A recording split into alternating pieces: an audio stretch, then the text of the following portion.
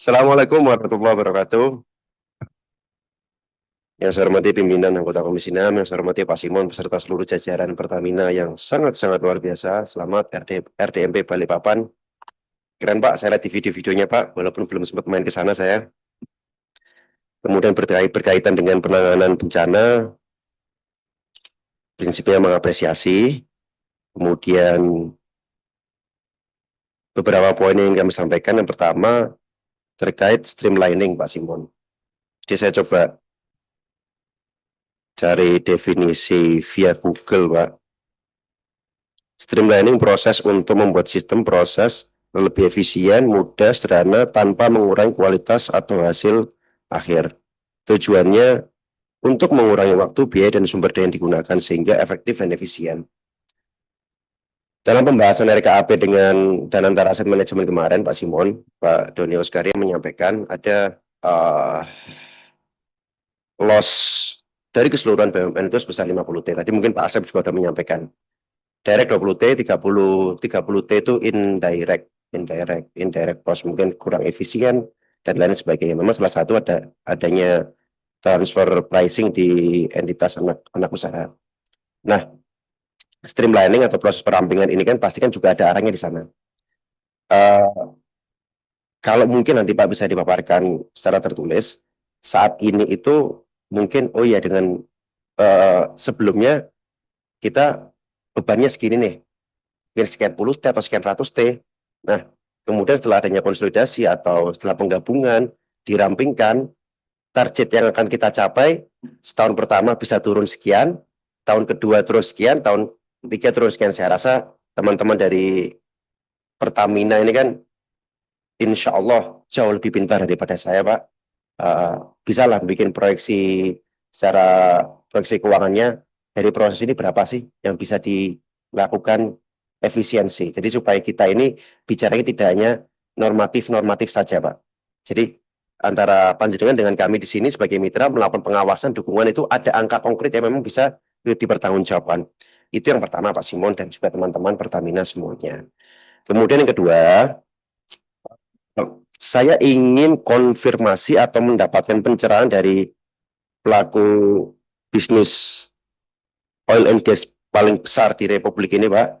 Jadi kemarin itu sempat ada perbedaan data dari Pak Purbaya dan Pak Bahlil selaku Menteri SDM berkaitan dengan lifting. Jadi kalau datanya dari Pak Bahlil itu di kisaran 605 sampai dengan 616 barrel per hari, data Pak Purbaya 580. Adapun yang menjadi acuan dari Kementerian ESDM adalah SKK Migas. Dan data dari Pak Purbaya adalah data teknis penghafalan. Jadi memang udah jalan. Nah, kami ingin mendapatkan data yang signifikan, mungkin Pertamina bisa memberikan pencerahan kepada kami berkaitan dengan data lifting tersebut, Pak Simon. Karena kita kan sekarang bicaranya kan ketahanan energi nih. Point of view-nya udah ketahanan energi, bukan revenue stream lagi sekarang. Kemudian yang ketiga, dalam transformasi ini, saya juga menyitir dari berita yang disampaikan oleh Pak Doni Oskaria, ada berita yang menjelaskan bahwasannya PGN dilarang ngurusin hulu migas. PGN ini kan anaknya Pertamina. Nah, tetapi di anaknya PGN, saya rasa masih ada beberapa yang ngurusin hulu migas. Nanti coba saya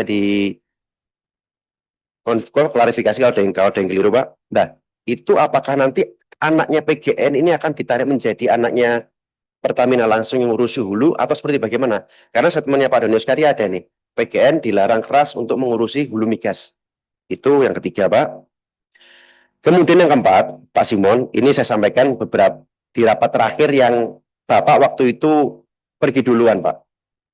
Jadi ternyata statement saya cukup viral, pelita air. Tapi saya di sini merasa sendirian, Pak, nggak dibantu sama teman-teman Pertamina, Pak. Saya sedih, Pak. Saya bukan tidak ingin Garuda, saya tidak, Pak. Saya ini periode kemarin, Pak, anggota Panja Penyelamatan Garuda. Saya memberikan rekomendasi untuk penyelamatan Garuda, dan saat ini pun kemarin Pak Emen pun kita juga mendukung upaya penyelamatan. Saya mendukung penyelamatan Garuda 100.000%, Pak. Tetapi saya tetap pada posisi menolak dengan keras upaya penggabungan Pelita ke Garuda, Pak Simon. Tolong dibantu dari teman-teman Pertamina, jangan saya berjuang sendirian. Kalau memang Pelita ini mau di spin off, tidak dibawa Pertamina, usulkan Pak kepada Pak Prabowo dibawa Danantara Aset Manajemen langsung, bukan dibawa Garuda, Pak. Bapak kan sangat dekat dengan Pak Presiden. Berikanlah usulan tersebut, Pak. Berikanlah kesempatan Garuda ini biar bersih-bersih dulu, biar benar dulu, biar rapi dulu, baru dimasukkan. Karena saya khawatir, Pak, kalau dijadikan satu semuanya, maskapai nasional kita nyungsep semua, Pak. Saya peduli di situ, Pak. Bukan saya tidak ingin Garuda Set, enggak, Pak. Saya ini anggota panja periode kemarin. Dan saya kemarin pun juga memberikan rekomendasi untuk penyelamatan Garuda juga, Pak. Tapi kalau kemudian Pelita yang kondisinya lagi bagus, dicintai, digandrungi sama masyarakat Republik Indonesia, digabung di perusahaan yang lagi berusaha tidak terseok-seok, khawatir, Pak. Nanti ketularan remek kalau kalimat saya kemarin. Nah, saya nitip. Kalau ini beneran nitip, Pak. Saya khawatir bisa remuk semuanya nanti. Jadi kalau memang ternyata perlu di spin off, ditaruh saja di bawah Danantara Aset Manajemen. Entitas tersendiri, bukan di bawah Garuda. Garuda berilah kesempatan untuk bertumbuh dulu, rapi dulu, clear semuanya, dirasa pantas, baru dimasukkan. Itu yang keempat berkaitan dengan Pelita. Yang terakhir, salah satu negara yang menjadi sumber impor crude oil kita itu Amerika, Pak, ya.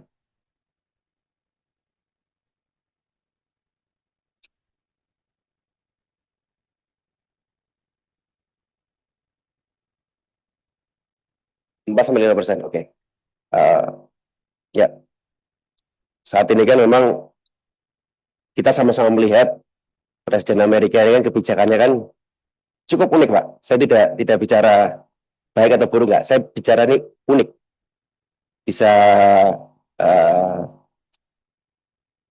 seru kadang-kadang kalau bikin statement. Nah, saya membayangkan, Pak, kalau memang ternyata itu ada opsi-opsi lain negara-negara yang bisa dieksplor lebih lanjut, selama ini bisa menjadi sumber-sumber ketahanan energi di negara kita, itu saya rasa bisa dieksplorasi. Kadang-kadang kan kita mau mengeksplor negara-negara itu kan ada benturan dengan negara-negara yang lain. Contoh mungkin misal ada kan yang kemarin sempat menyuarakan ngambil di Rusia, ternyata ada benturan dengan Amerika. Terus mau ngambil dari negara mana lagi, ada benturan dengan konflik-konflik global. Itu coba nanti dieksplor yang bisa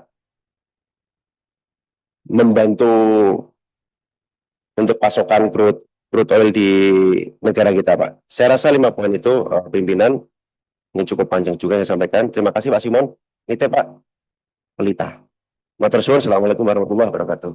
Salam.